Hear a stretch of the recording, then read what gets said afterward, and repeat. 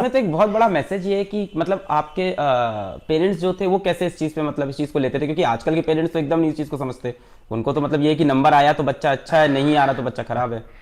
मेरे पेरेंट्स में मेरी माता जी जो थी, मैं अभी उनकी कहानी कहूँगा। और जी।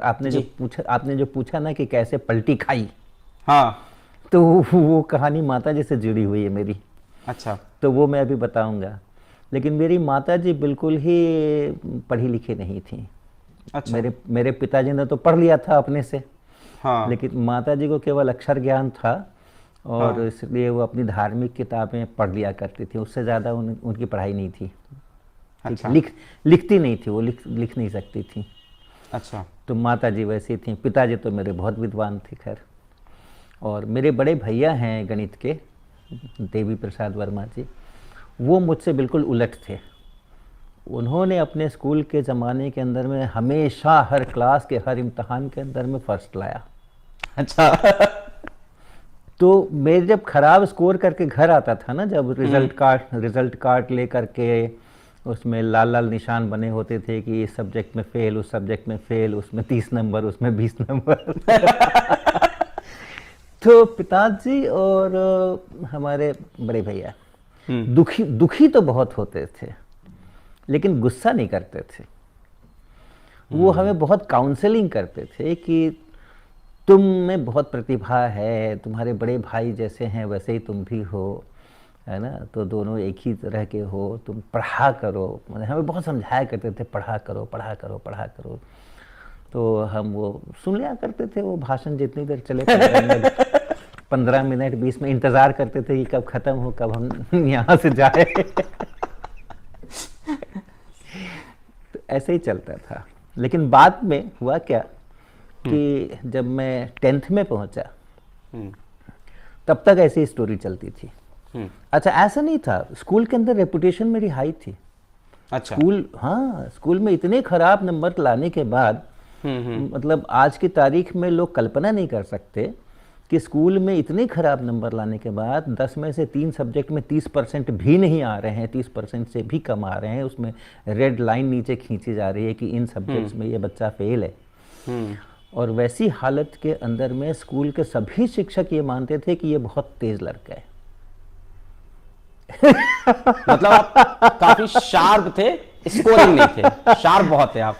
हाँ, क्योंकि मैंने अगर हाँ। डिस्कशन के तहत किसी से कुछ पूछ लिया, किसी को कुछ बता दिया, या कुछ हो रहा है उस पर अपनी कोई प्रतिक्रिया दे दी, केमिस्ट्री पढ़ाई हो रही है वहाँ पर मैंने कुछ बोल दिया क्लास के अंदर में, तो वो ऐसा होता था कि टीचर्स उससे तुरंत कहते थे, अरे ये तो बड़ा मौलिक प्रश्न पूछता है भाई, इसके तो मन में बड़े अच्छे अच्छे विचार आते हैं। तो रेपुटेशन हाई थी और स्कोर खराब थे। तो 10th में जब मैं था ना, तो उस समय मेरी माता जी ने मेरे साथ एक गेम खेला। क्या सर? हाँ, बिहार में एक पर्व होता है छठ। छठ सर बहुत फेमस है जी। बहुत फेमस है। तो उसमें ना प्रसाद के लिए वो ठकुआ बनाया जाता है, आटे का गुड़ डाल करके और घी में सेक करके, बहुत स्वादिष्ट मिष्टान्न होता है वो। कि सर इसका क्या बोलते हैं? ठकुआ क्या word है? बोलते हैं। ठेकुआ। हाँ, ठेकुआ। ठेकुआ बोलते हैं। ठीक सर, ठेकुआ। हाँ। तो छठ का वो मुख्य प्रसाद होता है। हाँ। और सभी जो लोग छठ करते हैं, पूजा करते हैं, वो उनके घर में वो बनता है। तो मेरी माता जी क्या करती थी, वो खुद तो कभी छठ नहीं करती थी, लेकिन अपने घर में प्रसाद बना करके और किसी दूसरे को दे देती थी कि मेरी तरफ से पूजा कर देना। अच्छा।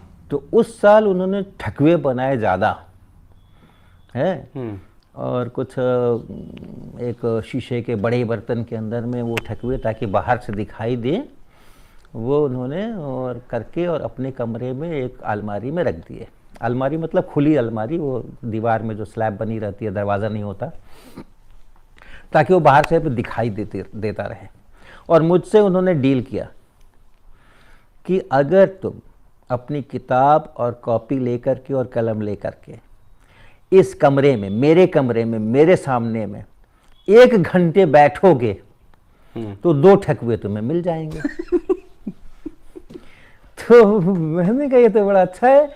पढ़ने को तो मैंने सोचा, पढ़ने को तो बोल नहीं रही है, पढ़ने को थोड़ी बोल रही है, खाली बैठने को बोल रही है ना। हाँ। पढ़ने से तो प्रॉब्लम थी ना मुझको। तो वो उनका बहुत स्पष्ट डील था, कोई उसके अंदर में हिडन कुछ नहीं था कि 1 घंटे अगर तुम लगातार बैठोगे खाली यहाँ पे किताब कॉपी और कलम के साथ में, तो पढ़ो ना पढ़ो उससे कोई मतलब नहीं है, 2 ठकुए तुम्हारे पक्के, दूसरे 1 घंटे और बैठ जाओ तो 2 और। तो हमने कहा कि हाँ ये बढ़िया है, खूब सारे ठकुए खाएंगे। तो मैंने शुरू करा बैठना। तो तब समझ में आया है कि एक कमरे के अंदर वही 4 दीवालें हैं, वही छत है और वही फर्श है, दीवाल पर वही कैलेंडर है। कितनी देर आदमी देखेगा? कितनी देर आदमी देखेगा? तो क्या करेंगे भाई, क्या करेंगे? तो 5-10 मिनट के अंदर में बोर, अब उठ के जा नहीं सकते, ठकुआ छूट जाएगा। लिहाजा किताब पलटना शुरू किया, किताब पलटना शुरू किया, पढ़ना शुरू किया। पहली बार मैंने किताब ढंग से पढ़ी, मैंने पूरा पेज पढ़ा एक बार। अच्छा। तो जब किताब पढ़ना शुरू किया तो बातें समझ में आने लगी।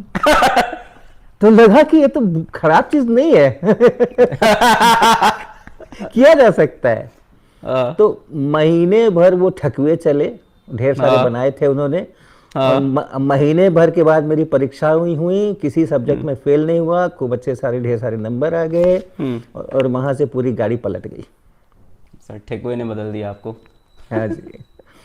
तो ये है कहानी स्कूलिंग मेरी। ये तो बड़ा अच्छा था सर, बिहार के बच्चे का सुन रहे हो तो समझ जाए कि एक ठेकुआ कैसे जिंदगी बदल सकता है लोगों की। बिल्कुल। ये बढ़िया। तो सर फिर उसके बाद आपके स्कोर आने लगे, बस यही चेंज हुआ? हाँ, उसका पढ़ना शुरू कर दिया ना। उसके पहले कभी पढ़ते नहीं थे, पढ़ने में अच्छा नहीं लगता था ना। अब पढ़ने में अच्छा लगने लग गया क्योंकि अब चीजें समझ आने लग गई।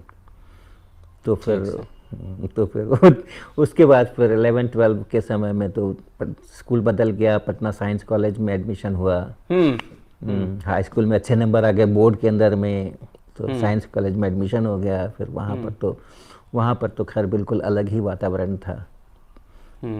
तो वहाँ पर बहुत प्रगति हुई। फिर सर आप स्टेट बोर्ड से रहे होंगे, बिहार बोर्ड से मेरे ख्याल से? हाँ, बिल्कुल।